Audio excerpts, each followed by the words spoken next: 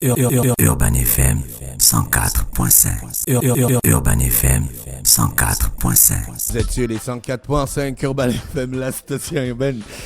Et vous écoutez le Dafresh Morning Mosley. Comment ça va ce matin? Ça va très bien. Bonjour Dafresh. Bonjour Dafresh. Les partisans du PSD ont adoubé leur président.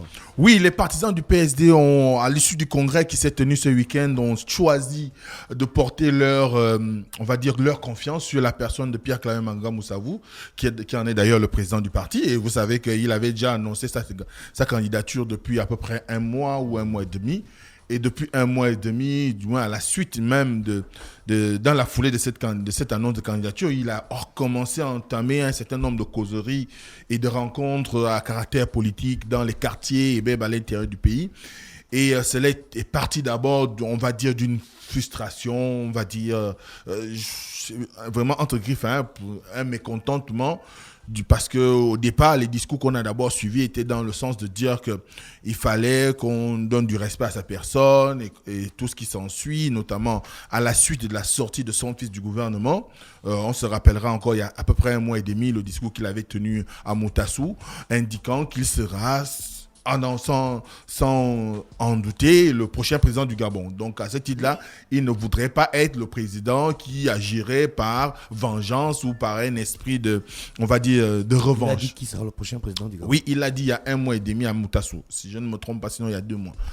Alors, donc dans ce contexte-là, il fallait bien s'attendre à ce que on ait une multitude de sorties qui rentreraient dans l'esprit, qui voudrait que on soit véritablement plongé dans l'environnement qui l'amènerait ou qui le conduirait à pouvoir s'inscrire véritablement dans la course à la présidentielle, surtout qu'aujourd'hui, quand on regarde un tout petit peu son parti, il a quand même connu beaucoup de déconvenues dernièrement, notamment avec des démissions aussi bien des députés, on a des députés de l'Ogwevino et de la Nyanga qui ont démissionné, mais aussi des élus sur le plan local de l'Ogwevino, notamment le département de la Zadie. Donc, pour le département de la Zadie, on se souviendra que c'est l'honorable Franck Atabi qui avait décidé de partir de cette formation politique, estimant que la conduite qui est celle de cette formation aujourd'hui n'est plus de nature à pouvoir encourager la sortie de ce qu'il a appelé dans sa lettre, dont j'ai eu le contenu, le paternalisme ou l'esprit de sectaire, et que lui, il entend désormais s'inscrire dans la logique d'ouverture et de la politique menée par Ali Bongo. Il n'a pas indiqué dans cette lettre qu'il choisissait de rejoindre les rangs du Parti démocratique gabonais. Pour que ça soit un peu plus clair, ce qu'il avait dit, c'est que le PSD aujourd'hui, à l'aune des discours qu'il avait mené à adhérer à cette formation politique, il avait estimé que le PSG présentait une certaine respiration pour sortir de ce regard-là qu'on a toujours eu des formations politiques dans notre pays, c'est-à-dire c'est un individu, sa famille, son clan, à la limite sa communauté culturelle, et boum, on peut se retrouver comme ça, quelquefois à coopter des individus par-ci par-là. Mais quand il a vu le dynamisme qui était celui d'antan de cette formation, c'était de pouvoir proposer un certain nombre de gages d'ouverture sur le plan national au PSD, et faisant en sorte que cette formation devienne réellement une formation qui tienne compte de toutes les sensibilités politiques du pays, donc qui n'a plus d'attache au niveau familial. Et d'ailleurs, beaucoup s'en souviendront que Biendi Manga Moussavou fut un des premiers cadres à partir de cette formation pour rallier les camps du Parti démocratique gabonais, dont il est désormais militant. Donc à ce titre-là, on voit que derrière, il y a eu beaucoup de sorties de Pierre-Claver Manga Moussavou et d'ailleurs du directoire du PSD, notamment son épouse, et qui peut-être ont eu à prendre la mesure de la situation qui était celle de cette formation, et par anticipation, il fallait organiser un congrès qui adoube Manga Moussavou, Pierre-Claver comme étant le porte-étendard de cette formation aux prochaines élections présidentielles. Parce que d'ailleurs, on peut quand même comprendre qu'il n'y a pas eu une meilleure digestion de ces départs, dans la mesure où on se souviendra dans un discours, Madame Albertine Manga Moussavou estimait que ceux qui partaient parce qu'ils avaient faim. Et certains de lui rétorquaient, est-ce que Biendi Manganga était parti parce qu'il avait faim? Donc ça veut dire qu'on ne nourrit pas correctement les militants du PSD. Donc en quelque sorte, on est là dans ce mouvement d'ensemble qui est en train de prendre son élan, qui voudrait qu'on soit dans les starting blocks pour préparer la présidentielle. Et c'est clair que désormais, on aura le candidat à la présidence de la République, Pierre-Claver Nganga Moussavou, sur le terrain. Hier encore, il n'était que il se proposait comme candidat de sa formation. Là, il a reçu quitus des militants. Les congressistes lui ont donné mandat d'aller les représenter. Attendons de voir, encore une fois, ce que ça produira comme effet au niveau non seulement de cette formation. Est-ce qu'on ne va pas enregistrer des départs de plus? Est-ce qu'on aura plutôt des adhésions? Parce qu'on sait, et c'est le débat que beaucoup de personnes se posent, du moins mettent en avant aujourd'hui. Depuis 1993, Nganga Moussavou a toujours été candidat aux élections présidentielles. Et les scores n'ont jamais été au-delà de 10%. Donc, ça c'est pour faire gentil, mais sinon, au-delà de 5%, on n'en a pas vu. Donc, à ce moment-là, qu'est-ce qui différencierait la candidature de Pierre-Claver Nganga Moussavou en 2023 des précédentes? That is the question. En 2016, il était candidat. En 2016, C'est oui. la 6e fois qu'il se La présente. 6e fois. Ouais. Depuis 93.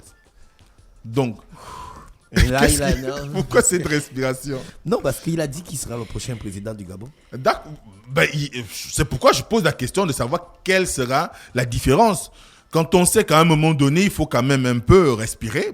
Peut-être que, étant la personnalité, on va dire, la mieux nantie de sa formation, il s'est imposé par le fait de son statut. Mais est-ce qu'il n'était pas aussi de bonne loi de passer la main, peut-être à son épouse, pour se présenter aussi à la présidence de la République, pour voir? Parce qu'on sait que de temps en temps, dans la zone de Langounier, c'est un jeu de soit c'est la femme qui est députée, ou c'est le mari, ou les deux en même temps, ou le mari est maire de la ville de Mouila, comme dernièrement, avant qu'il ne soit nommé vice-président de la République. Donc, on voit que derrière, il y a un travail de fond qui aurait pu être mené pour donner peut-être plus de chance. Est-ce que ce n'est pas le fait que ce soit Manganga qui revienne à chaque fois qui pose problème? On a vu ce problème se poser par ailleurs, d'ailleurs, lorsqu'il s'est agi de l'élection présidentielle en France, la dernière élection, où on a demandé à Mélenchon s'il entendait, au cas où il perdait l'élection, se représenter. Il a dit non. Parce que lui, il en était, je crois, la 3e ou la 4e fois. Et à ce moment-là, ça devient redondant. La même question a été posée à Marine Le Pen. Certes, Marine Le Pen, c'était, je crois, 2 présidentielles. C'était la 3e ou la 2e. J'en sais pas trop la politique. Voilà, donc à ce moment-là, on est quand même dans un environnement où des gens se posent la question de l'opportunité de cette énième candidature de Nganga Moussavou, mais certainement que, parce qu'on a quand même remarqué qu'il y avait une grande affluence en termes de militants, en termes de congressistes lors des assises de ce week-end, pour pouvoir manifester leur attachement aux idéaux du PSD, mais également apporter leur soutien à la candidature de son président. Et on verra si les recettes qui seront mises en place. D'ailleurs, c'est vrai qu'il a une offre politique. Ça, il ne faut pas dire qu'il n'a rien à proposer. Depuis qu'il est candidat, il a une certaine constance dans l'offre politique, c'est la provincialisation. D'accord. Et la provincialisation, c'est la capacité à pouvoir donner au sommet de l'État, en fait, c'est un autre mot, du moins, c'est une autre manière de désigner la décentralisation qui permettrait une certaine autonomie des différentes régions de notre pays et qui favoriserait le talent des régions, c'est-à-dire que chaque région pourrait se développer sur la base des acquis qui sont les siens et faire en sorte que ces acquis-là deviennent des outils qui lui permettent de se mouvoir et de se développer.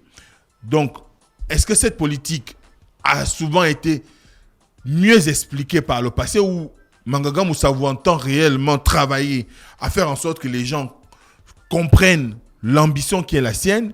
Est-ce qu'il va mettre suffisamment de moyens pour créer un environnement qui soit capable d'apporter la bonne nouvelle on va dire, aux régions les plus reculées ou aux zones les plus reculées du pays, mais aussi parce que cette formation a besoin quand même d'une certaine visibilité. Est-ce que désormais, on pourra le voir un peu partout, au-delà des causeries sur le terrain? Est-ce qu'il pourra communiquer pour vendre réellement l'idée qu'il entend me proposer aux Gabonais en 2023. Parce que c'est tout le sens de cette élection présidentielle, c'est que là, on ne sera plus dans une question de... on se dit candidat et puis on reste chez soi.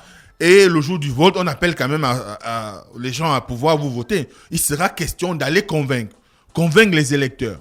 Parce qu'une chose est, entre les foules qu'on voit lors des meetings politiques ou les causeries politiques ou même le congrès qu'on a vu, on n'est pas sûr que ceux qui assistent aux différents congrès des partis sont des électeurs. Parce qu'il faut faire une différence entre la masse qui assiste aux rencontres politiques et le corps des électeurs.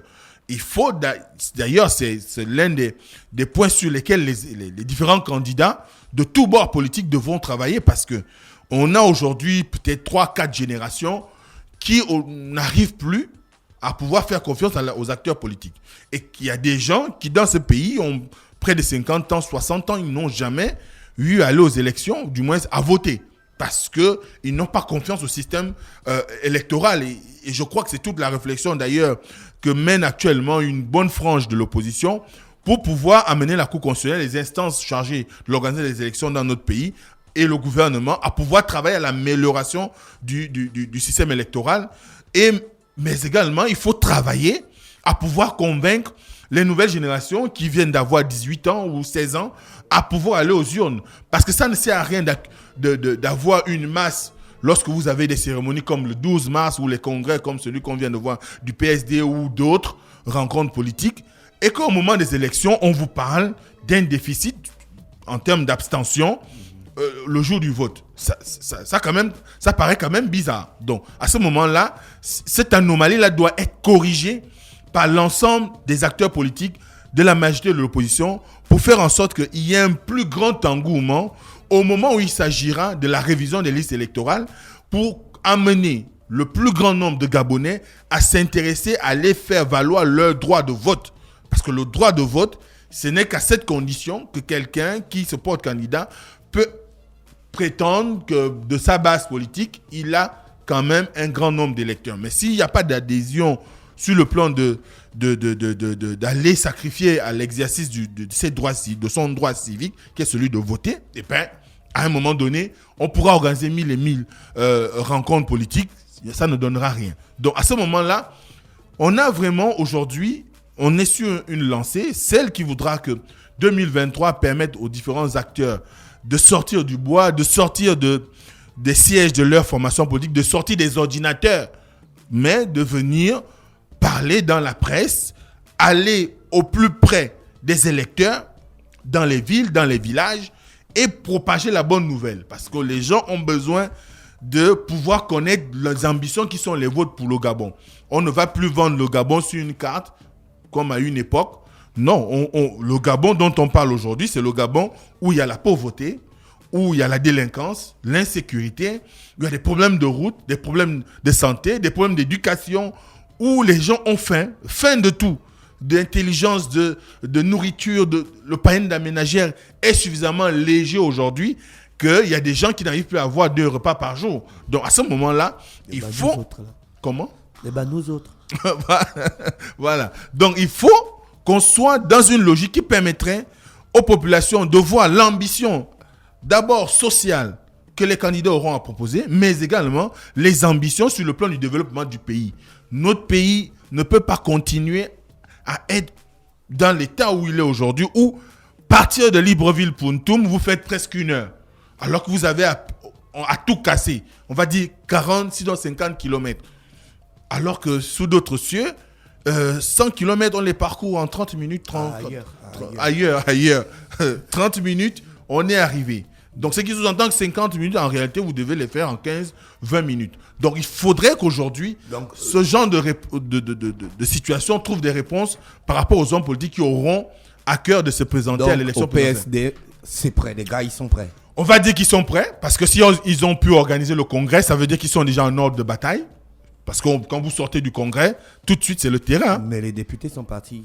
Ça, c'est aussi un problème qu'il doit régler. Oui, les députés sont partis. Maintenant, à lui de travailler.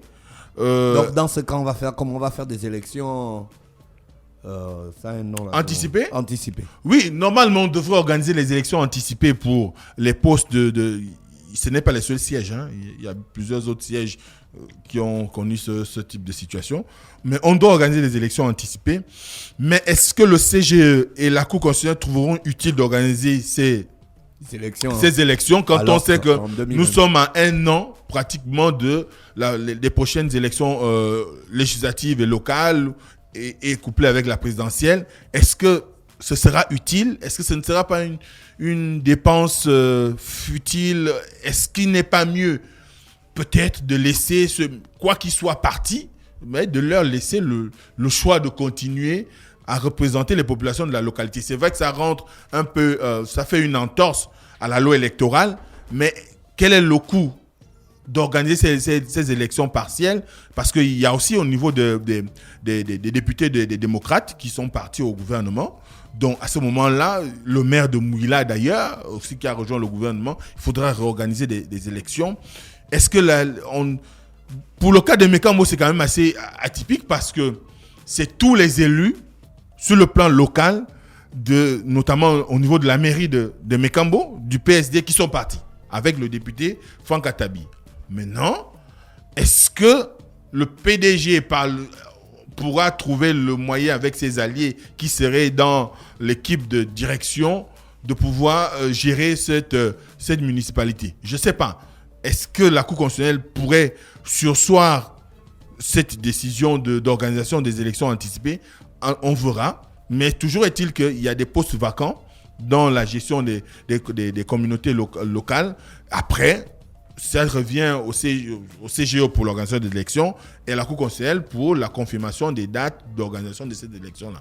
D'accord. Merci Mosley avec nous ce matin sur les 104.5 Urban FM pour le premier d'Afresh Morning de la semaine. On va avec l'horoscope des auditeurs et on se retrouve demain lorsqu'il sera exactement 7h. Urban FM 104.5.